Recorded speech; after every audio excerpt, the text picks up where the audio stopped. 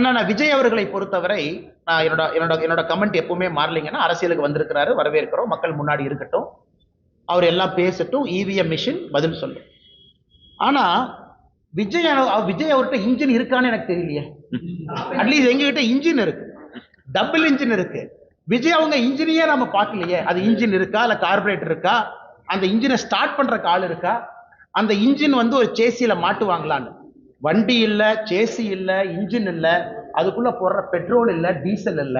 ஆனா இன்னைக்கு விஜய் அவர்கள் தமிழ்நாட்டில் ஒரு அரசியல் கட்சி இன்ஜினை பத்தி பேசக்கூடாதுன்னா அது திரு விஜய் அவர்கள் இன்ஜினை பத்தி பேசக்கூடாது.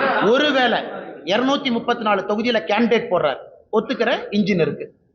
234 கேண்டிடேட்டும் மக்கள் ஏத்துக்கிறாங்க, அதுக்கு போடுற பெட்ரோல் இருக்கு. விஜய் வெளியே வந்து வீதி வீதியாக தெரு தெருவாக பிரச்சாரம் பண்றாரு, சேசி இருக்கு.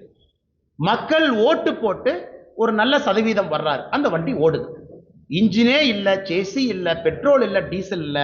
அவங்கெல்லாம் இன்னைக்கு பாரதிய ஜனதா கட்சியை பார்த்து டப்பா இன்ஜின், இந்த இன்ஜின்ங்கிறாங்க. அடுத்து திரு ஸ்டாலின் அவர்கள் சொன்னது எனக்கு டிஎம் கேட்கற எப்படின்னாங்கன்னா, ஐயா அந்த எல்லாம் ஓடி போயிட்டாங்கன்னா, அந்த ஸ்கூல் ஹாஸ்டல்ல, காலேஜ் ஹாஸ்டல்ல பாத்ரூம்ல போய் சில பேர் கிறுக்குவாங்க.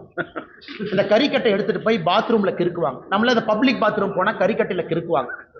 இன்னைக்கு அந்த மாதிரி கிறுக்கக்கூடிய கட்சியாக திமுக மாறி இருக்கு. போஸ்டர் ஒட்டுறானுங்க, ஏமா ஒட்டுறானே தெரியாது. இந்த பாத்ரூம்ல கிறுக்கிறவன் அசிங்கமா இந்த காலையில் 2 மணிக்கு போய் இந்த பொது கழிப்பிடத்துல முகத்தை மூடிட்டு போய் கறிக்கட்டையில் எழுதிட்டு வருவான். இன்னைக்கு திமுக கார டப்பா இன்ஜின் ஒட்டுறானா, காலையில முகத்தை மூடிட்டு போய் ஒட்டிட்டு வர்றான். ஏன்னா உனக்கே தெரியும் நீ ஒட்டுறதே ஒரு நான்சென்ஸ்னு. தமிழ்நாடு மக்கள் அதை ஏத்துக்க மாட்டாங்கன்னு தெரியும். அதனால இவங்க சும்மா போய் போஸ்ட் ஒட்டுட்டோம். நேத்து பார்த்தேன் சென்னையில வந்து இந்த பட்ஜெட்ல தமிழ்நாட்டுக்கு அல்வா கொடுத்துட்டாங்கன்னு. ஒரு அல்வா வாங்கி கொடுத்தது எப்படி இருந்துச்சுன்னா, டிஎம்கே ஆட்சி 5 வருஷம் முடிஞ்சு தமிழ்நாட்டு மக்களுக்கு அல்வா கொடுத்ததாகத்தான் நான் பார்த்தேன். சென்னை முழுவதுமே ஒரு கையில் ஒரு போஸ்டர் வச்சுக்கிட்டு அல்வா கொண்டே வீடு வீடா கொடுத்துக்கிட்டு இருந்தாங்க. அதனால முதலமைச்சர் அவர்கள் கஷ்டப்பட்டாரா, அப்படி இப்படின்னு பண்ணார். ஆனா ஒண்ணுமே கிரவுண்ட் லெவல்ல ரிஃப்ளெக்ட் ஆகல. சட்டம் ஒழுங்கு தறிகெட்டு போயிருக்கு. இதையெல்லாம் இன்னும் ஒரு 50-60 நாள் தானா நீங்களும் பார்க்க போறீங்க, நாங்களும் பார்க்க போறோம்.